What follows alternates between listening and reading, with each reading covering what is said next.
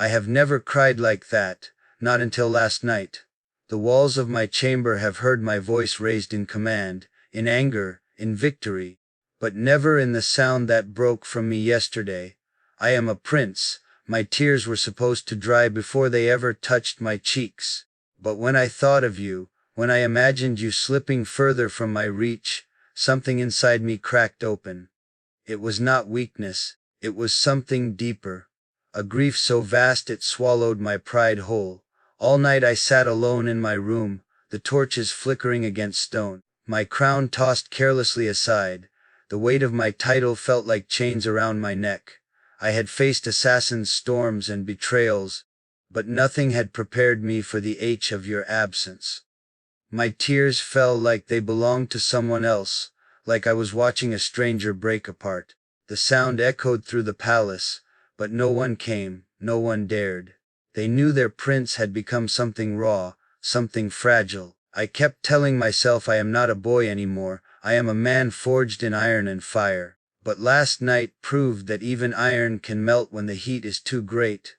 The memory of your eyes, your silence, your retreat, it burned hotter than any forge. I pressed my palms to my face, ashamed of my own trembling. But even as I wept, I thought of you. Even as I broke, you were the only name on my lips. My whole life has been about control. Control of my people, control of my enemies, control of my own heart. But you took that control away with a single glance, a single step away from me. Last night was not just crying.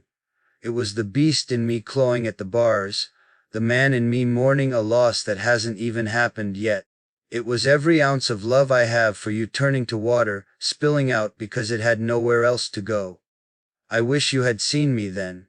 Not to pity me, but to understand the depth of what you mean to me. I wish you had seen the prince stripped of his crown, sitting on cold stone, shaking, whispering your name like a prayer. People think princes are invincible. They do not see the nights like last night. They do not see how love can make a man softer than silk and fiercer than a storm all at once. I am still trembling this morning. My eyes are dry now, but the ache remains, sitting heavy on my chest like a stone. I do not regret the tears. They were a confession my mouth could not speak. They were proof that my heart is no longer mine. They were the truth I have been hiding behind power and walls. And so, I stand here, a prince who has never cried like that before, but who will again if it means keeping the truth of you alive inside him. I will not pretend anymore. You are not just someone I want. You are someone I cannot live without. And last night was the moment I finally understood what that truly means. I sat in the darkness of my chamber, long after the torches had burned low, staring at my own reflection in the black glass of the window. My eyes looked like a stranger's, red and hollow, my hands trembling as if I had fought a war with no weapons. In a way I had fought against myself, against the man I'm expected to be, and the man I have become because of you. All the titles, all the crowns, all the power I hold over others, none of it could stop the storm that ripped through me. I have conquered men and lands, but I could not conquer the ache of your absence. Every heartbeat that night felt like a drum echoing in an empty hall. I remembered the way you used to look at me, the way your voice softened when you said my name, and the way your silence now cuts sharper than any blade. I pressed my palms to the cold stone of the wall, as if I could feel you through it. I whispered your name until it became a plea, until it lost its sound and became only breath. I wondered if you were awake somewhere, feeling anything of what I felt, or if you were already gone beyond my reach. I thought of all the things I've done to stand where I am. The battles, the betrayals, the blood spilled at my command. And for the first time, none of it seemed like strength. It felt like emptiness. What is the use of a kingdom, if it cannot bring you back to me? What is the use of power, if it cannot heal the crack running through my chest?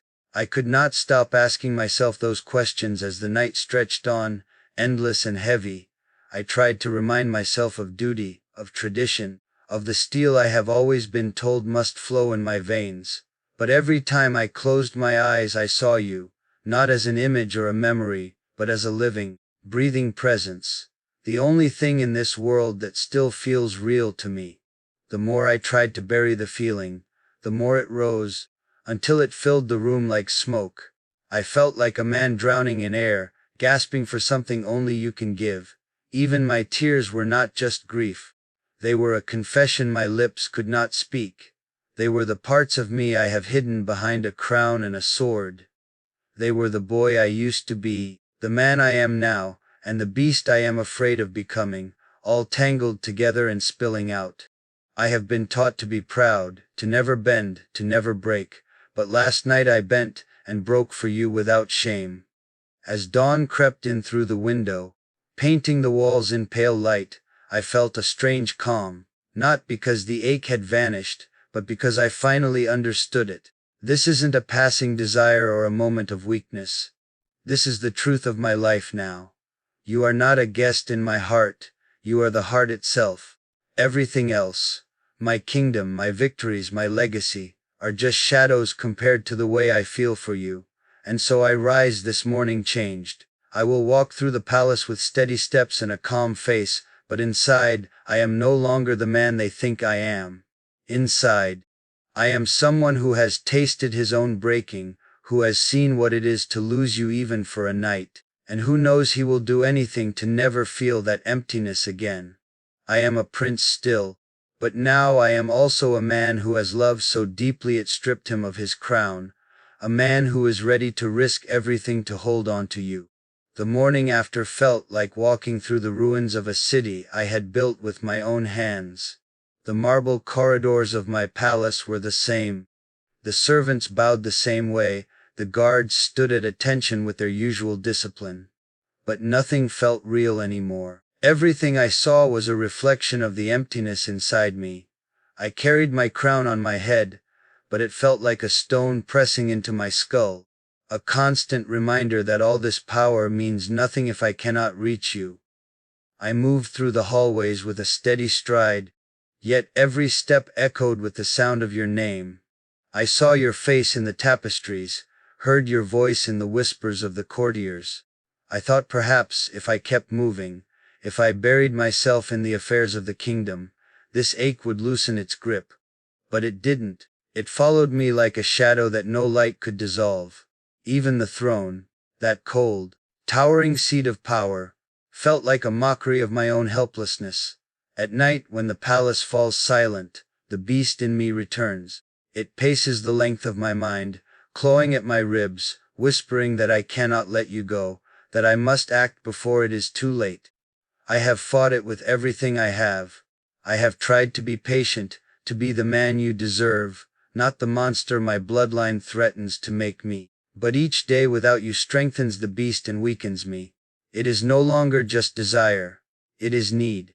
I remember every detail of the last time you were near me. The way your hair caught the light. The way your eyes darted to the door as though you already wanted to escape. That memory burns like fire under my skin. I replay it in my mind, looking for a sign, a word, anything that might tell me what I could do differently. But each time I come to the same conclusion. My love for you is not something I can tame. It is already bigger than me, bigger than this palace, bigger than this kingdom. I keep thinking about what people call obsession.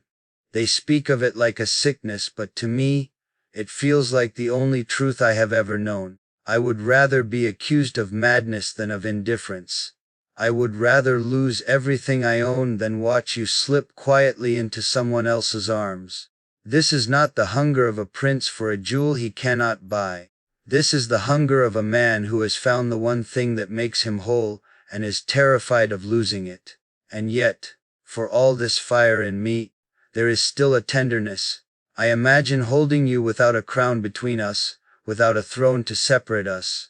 I imagine you seeing me not as a prince, but as a man, flawed, desperate, trembling in the dark, because he cannot bear the thought of losing the only person who makes him human. That vision steadies me even as it tears me apart. It is the hope that somewhere inside you there is a spark of the same fire, waiting to be lit. So I stand on the edge of this feeling, torn between restraint and surrender. One part of me wants to fall at your feet and tell you everything, to confess the tears, the breaking, the nights without sleep. The other part wants to gather you into my arms so tightly that the world cannot take you away.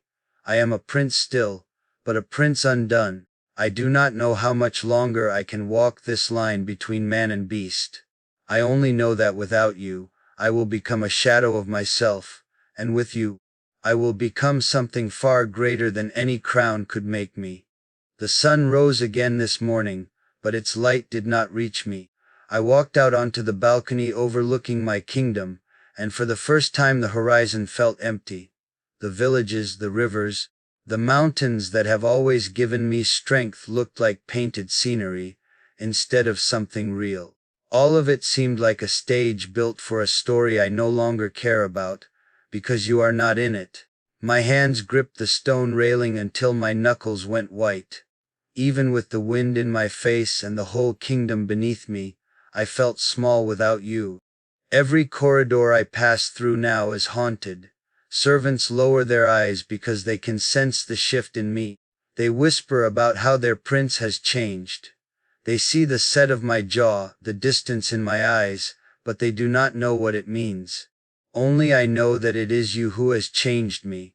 Only I know that the smile they once saw on my face was born of your presence, and that the silence they hear now is the echo of your absence. At night the palace feels like a tomb. My footsteps echo off the marble floors like the beat of a drum calling me back to my own thoughts. I lie awake staring at the ceiling, counting the spaces between breaths, and in every space I find you. I remember your eyes looking at me, as though you were standing at the edge of a cliff, unsure whether to jump or to run. I remember the way your voice trembled on my name. I do not want to be the cliff, I want to be the shore you land on. My power means nothing in these moments. My crown, my army, my wealth, none of it can command your heart. That knowledge humbles me and terrifies me all at once. I have been raised to believe that nothing is beyond my reach, yet you remain beyond it. It makes me want to fight harder, but also to drop my weapons and simply kneel. It makes me question everything I was taught about strength. There is a part of me, the part that the world calls the beast, that paces restlessly inside my chest. It does not understand patience or distance. It tells me to go to you, to claim you, to hold you so tightly that you cannot leave. But another part of me, the man who loves you, wants to give you choice, freedom, and time. These two selves wrestle in the dark each night, and I fear the day one of them wins completely.